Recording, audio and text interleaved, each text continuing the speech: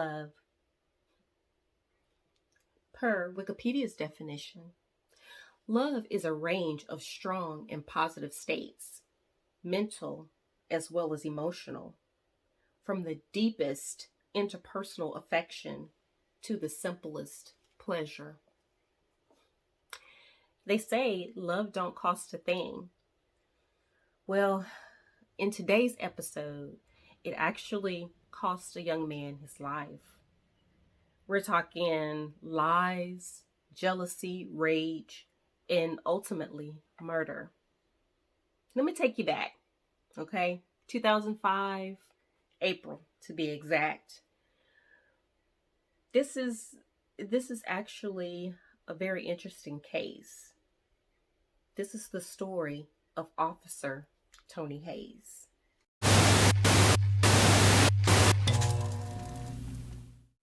Tony Maurice Hayes, born in Memphis, Tennessee in 1969 to a Miss Ethel Hayes, completing a family of 4 brothers and 2 sisters.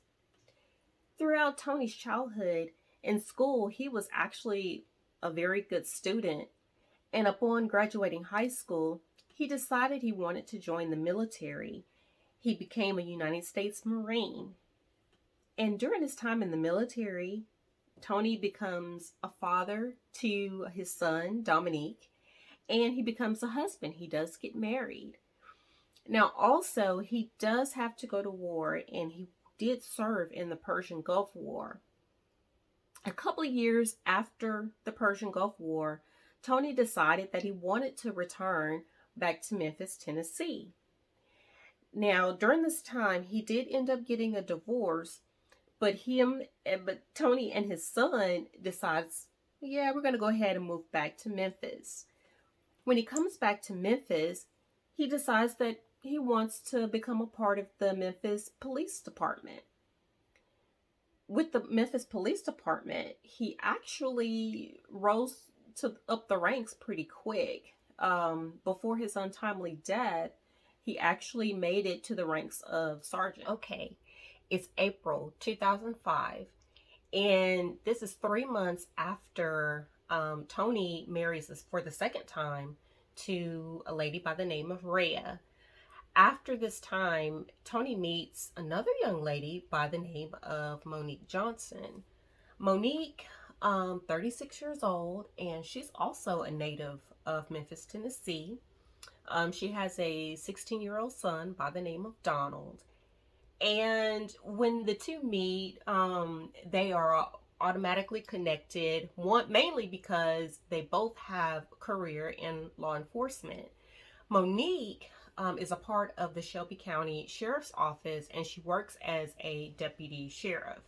So the more time that they're spending together, they have the common interest in law enforcement. She sees that, hey, Tony seems to be a family man.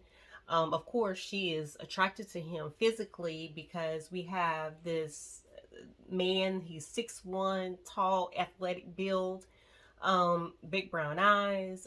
She was definitely loving on him, and she fell for him pretty quick. Okay, let's go ahead and jump to September the 4th, 2006. It's Labor Day, and Tony's mom, Ethel, she wants to do a family barbecue at her home, and quite naturally, she expects Tony to show up as well as her grandson, Dominique. She calls Tony, and she messages Tony actually all day, had not received a response back from him. So she's growing quite concerned because that's typically, that's not Tony. But, the mom said, okay, well, that's odd. The day comes and goes pretty much. And she's like, well, let me go ahead and call Monique to see maybe if he changed his plan, went ahead and spent the day with Monique. Well, when Miss Ethel contacts Monique, Monique is actually just getting out of the movies with her son, Donald, and said that she had not spoke with Tony since earlier that day, and she assumed that Tony was there at the barbecue with his son. That's what she told, or that Donald told her. Miss Ethel is like, okay, that's extra odd, and I'm going to go ahead and contact his job. So Miss Ethel contacts Memphis Police Department just to see if Tony was actually working, if he had to take a special assignment, because that's not abnormal, okay? But Miss Ethel calls, and the police department says, well, Miss Ethel, Tony took off for today, and he also took off for the September the 5th and the 6th. So he's not here, and we didn't bother him, but we'll go ahead and try and contact him for you and see if we can get a response. Well, when someone from the police department tried to call Tony, they also didn't receive a phone call back or a text message back. But they said, well, it raises a concern, but we won't do anything until, he comes back from his scheduled vacation, which he would have had to report back to work on September the 7th.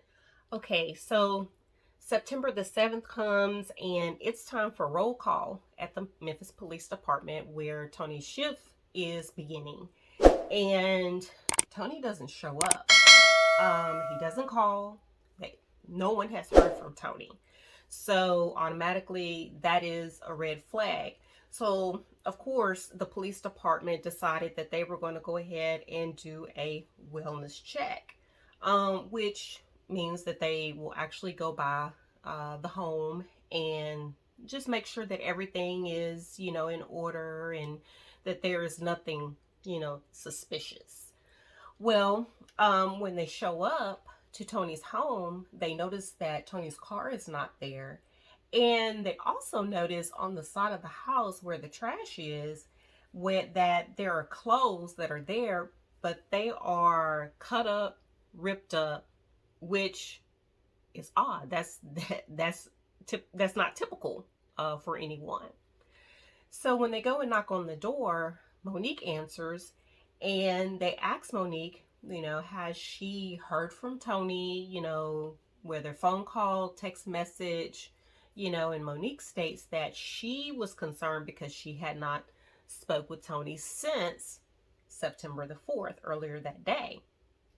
And she spoke with Tony's mom, Miss Ethel, and she had not, heard from Tony as well. So, she was definitely, giving the vibes of being extra concerned.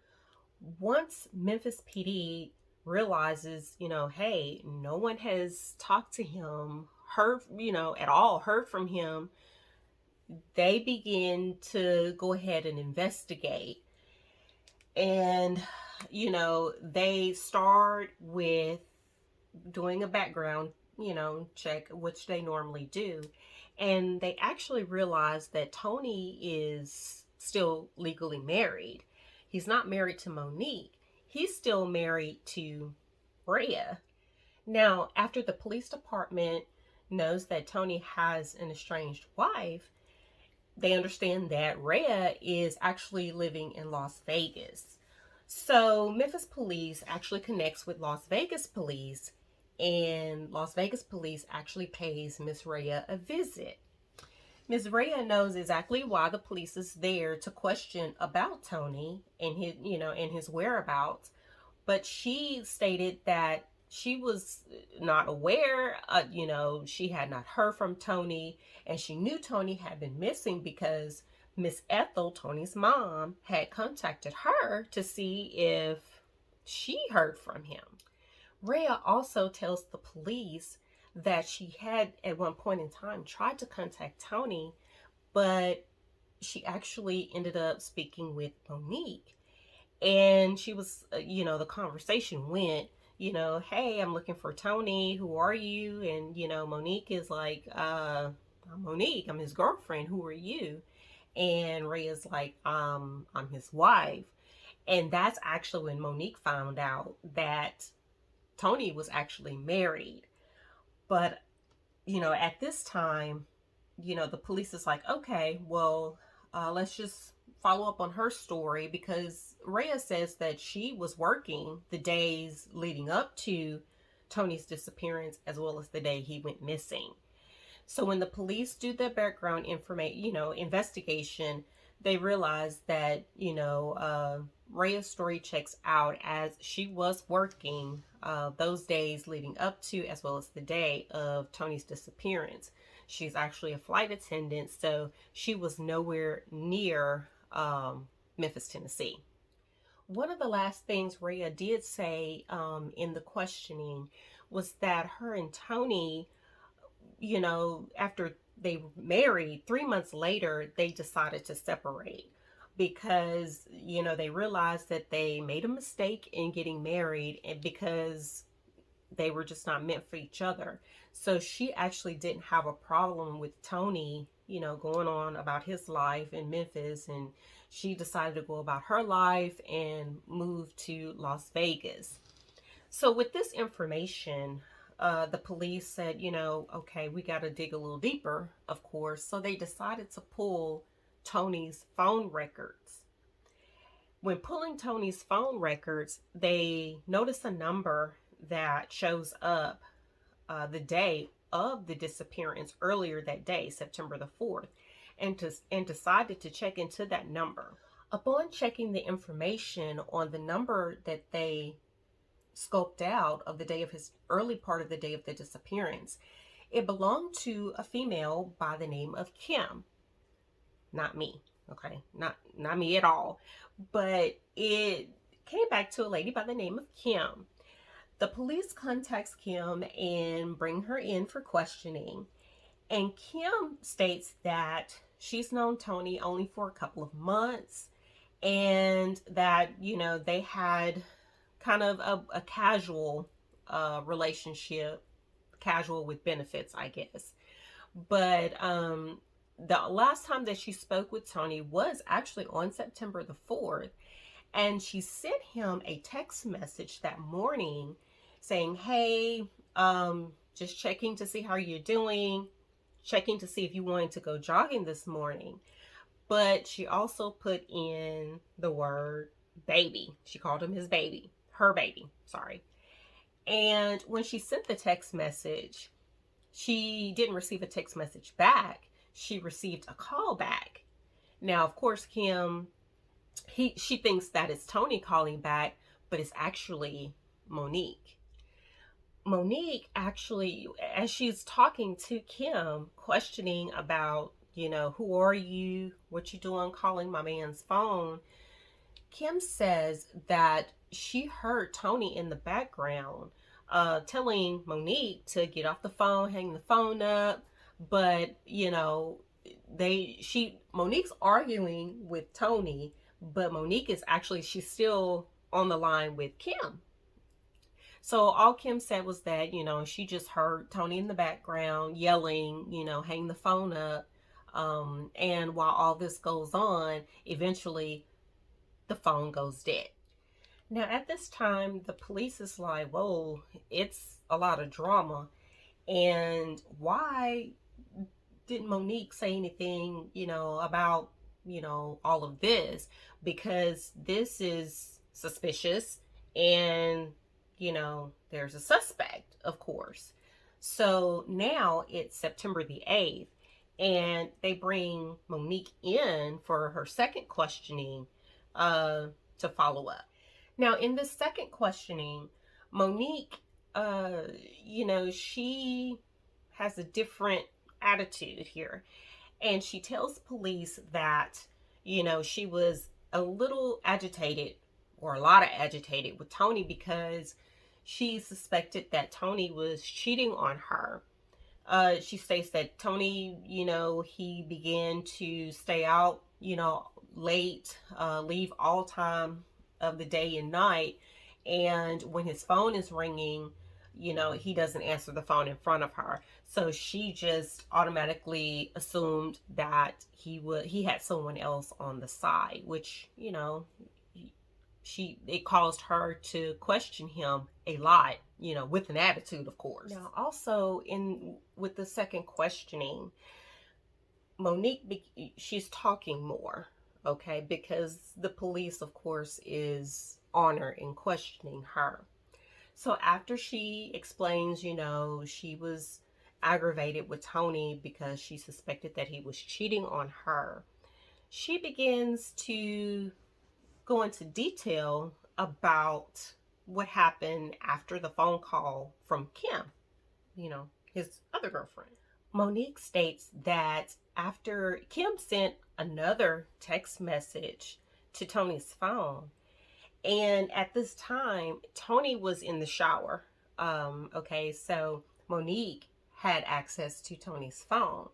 Once Monique saw that text message come through, she was like, you know what, I'm finna get to the bottom of this. And she decides to take Tony's phone and take her keys and go to her house.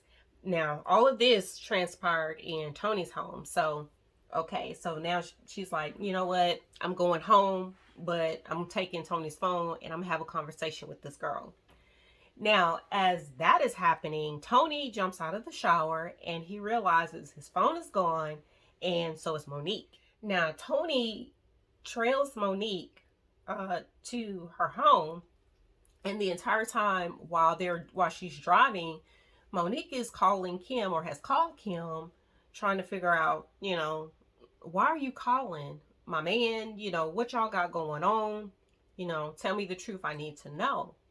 So when Monique pulls up in her garage, now this is the story that Monique is telling the investigators. When Monique pulls up in her garage, Tony whips in right behind her, jumps out of the car, and he is, in her words, aggressively attacking her, aggressively attacking her. Now, she's hung up from Kim. She did that prior to her, right when she pulled in. But so she told investigators, Tony was yelling, arguing, grabbing for his phone, being totally aggressive, and that she was scared. And what she did, trying to exit her vehicle and to get Tony off of her, she had a .40 caliber gun on the passenger side of her vehicle, Monique, and she pulls it out and she shoots Tony. Upon shooting Tony, she's hysterical and she realizes what she's done, and she immediately calls out for her son, Donald. Remember, the 16-year-old son that she has. When Donald comes down, she states she wanted Donald to help her put Tony's body in the trunk of Tony's car. Again, Monique is claiming that, she did this in self-defense because she was afraid of Tony and afraid for her life. Now, with this information, the investigators said, okay, we need to go ahead and talk to the son, the 16-year-old son, Donald. So same day, September the 8th, and they bring Donald in for questioning. Now, with Donald's questioning, Donald gave a different story. Donald says he remembers, the incident happening at Monique's house. He states that Tony and Monique were arguing in her bedroom, and during the argument, he heard shots. And when he heard the shots, talking about Donald, when he heard the shots, he jumped up.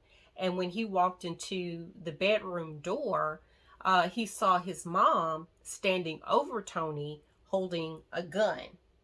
And the body was in between the bedroom door and her bathroom door.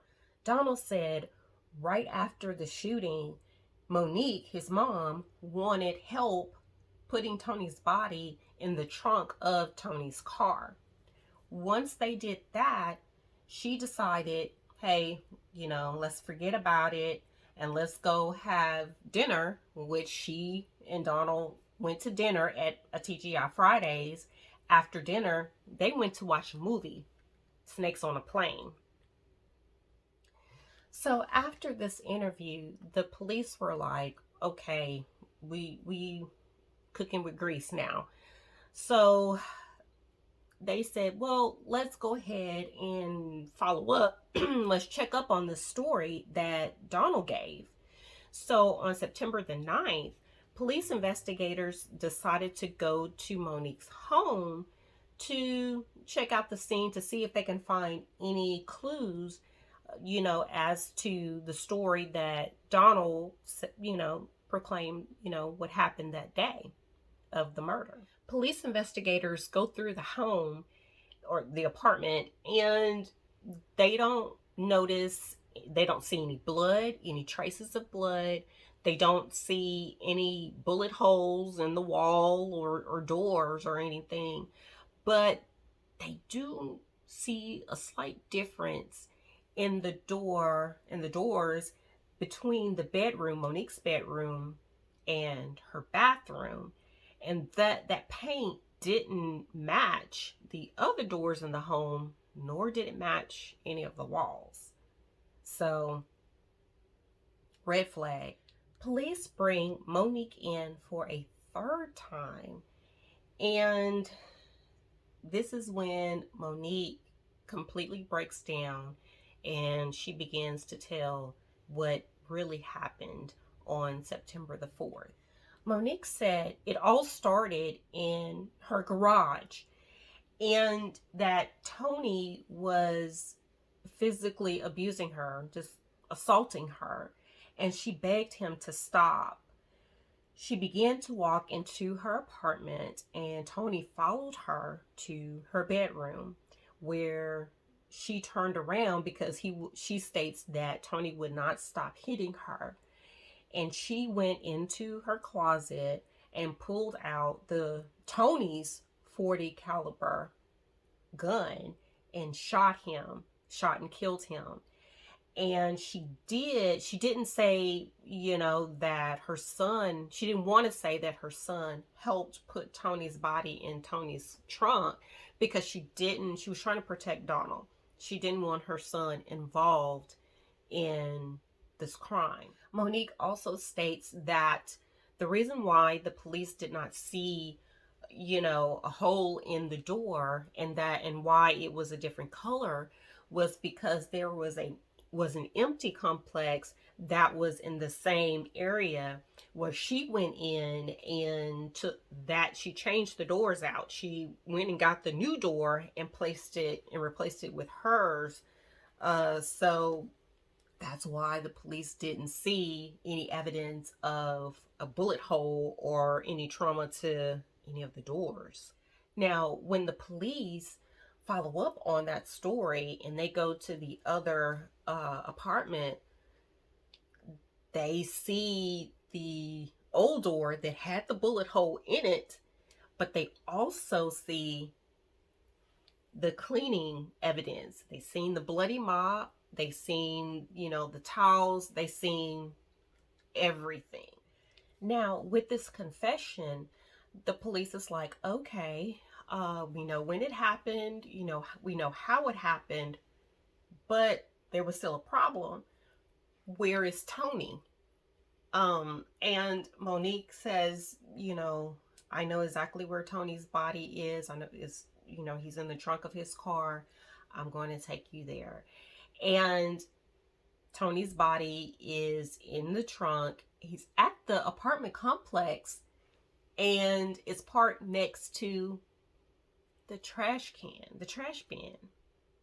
Now, the same day, September the 9th, just so happens Tony's autopsy comes in. And the autopsy reveals that Tony was shot 6 times. 4 times in the back, once in the head, and once in his chest. These shots, they're not looking like self-defense, but what do I know? Monique Johnson is charged for the murder of Tony Hayes, and her son Donald is actually charged as an adult and as an accessory for hiding or hiding the body of Tony Hayes. Now, Donald is offered a diversion program 5 months after being in custody to keep him out of jail. And with the diversion program, he has to stay out of trouble. He also has to submit to random drug testing for within the 4 years, as well as go through rehabilitation programs. February of 2007, Monique is indicted on first-degree murder charges. It's now February of 2008, and the trial begins for the murder of Tony Hayes.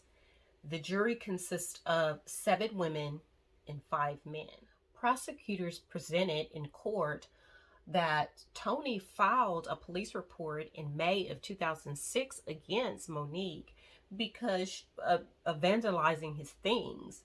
She, cut up his clothes, cut cords to his electronics, damaged his furniture, put baby oil in his shoes. She carved, obscene names on his furniture. She did a lot. One of Monique's ex-boyfriends testified against her and stated that she actually tried to run him over with her car after an argument, and he also experienced vandalism on his items to the point where he actually had to file a restraining order against her. There were multiple ex-boyfriends of Monique's that experienced the same things, and that was presented in court as well.